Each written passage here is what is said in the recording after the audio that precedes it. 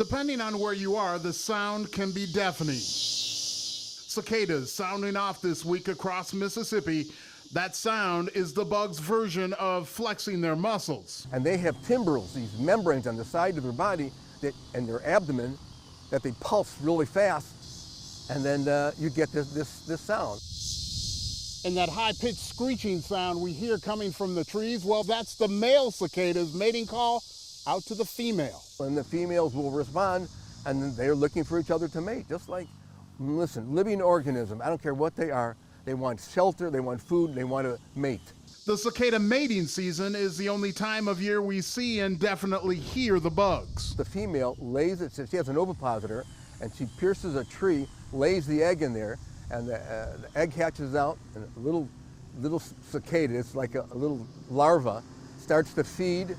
The rest of the bug's life is spent underground, where they feed on tree sap. That can go on underground, depending on the species, from 2 years, 17 years. And then the cycle starts all over again. The adult lifespan is about 5 weeks for a cicada. They're on every continent except Antarctica, so there's no escaping their sound, which can get up to 15 decibels. They're part of a healthy environment. In Madison County. When you have ladybugs, when you have frogs, when you have cicadas. David Kenny. You actually want this to happen. 3 on your side.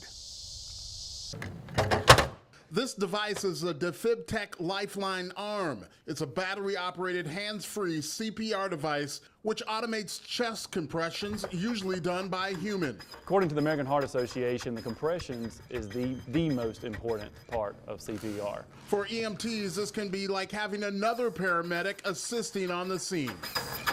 When a first responder is doing compressions, you can get tired very easily, because if you can imagine, it's kind of like moving weights. So we may start off doing really good compressions at first, but then as we get tired, we start doing not as deep, not as fast, whereas our machine here can actually do perfect compressions every single time. It's those perfect chest compressions that can get the heart pumping and the subject breathing again faster. Once they get in the back of the ambulance, which is typically staffed with 2 personnel, 1 driver, an EMT, and then the paramedic in the back, this also assists them so that the paramedic can start the IV lines. Rankin County, about 5 of the machines, they will be distributed to volunteer fire stations out in the county. Rural parts of Rankin County may take the ambulance anywhere from 15 minutes to 30 minutes to get out there.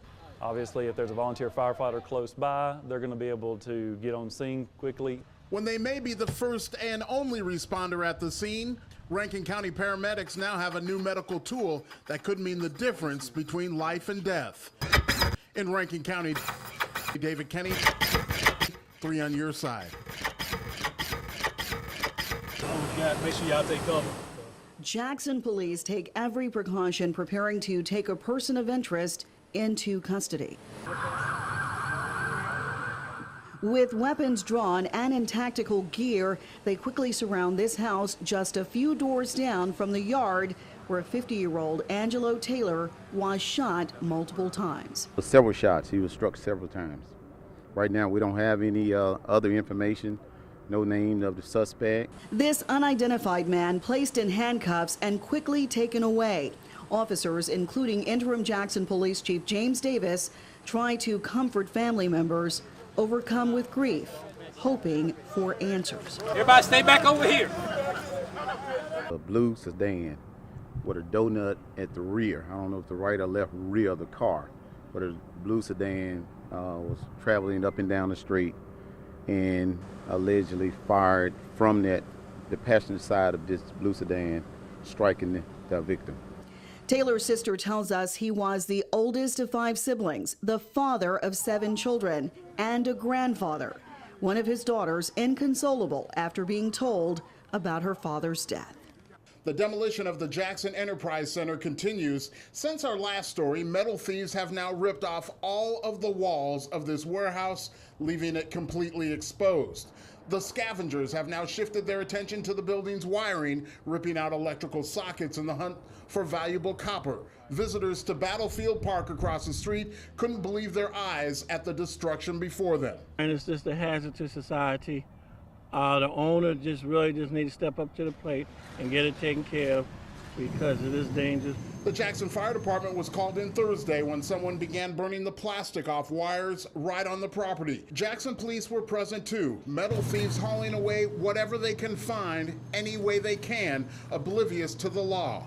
Sources in the Jackson Police Department tell WLBT News the property owner won't sign an affidavit to file charges against the thieves, so they don't have any way to keep them out of the unsecured property. Lock it up and put signs up, no trespassing, and just get the building taken care of. Some vagrants appear to have moved in permanently, setting up an apartment in the corner of a warehouse. Others have found themselves a penthouse and appear to be rearranging their free living space.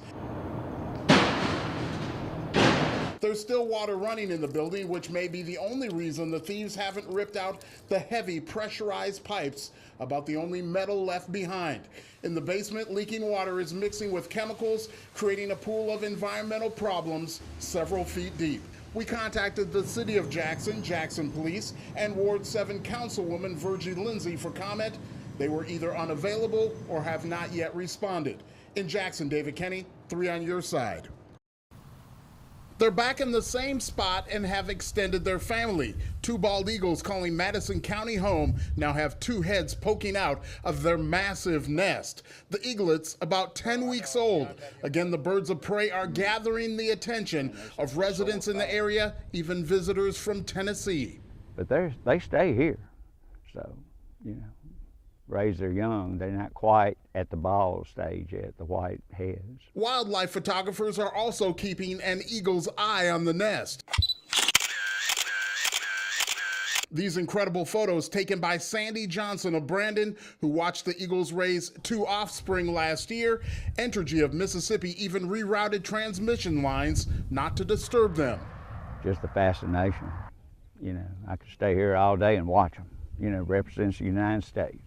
So that's what I like. And, I'm an Army vet, so, just nice to see them. While the parents sit on a branch watching the nest from a distance, you can see their kids getting restless.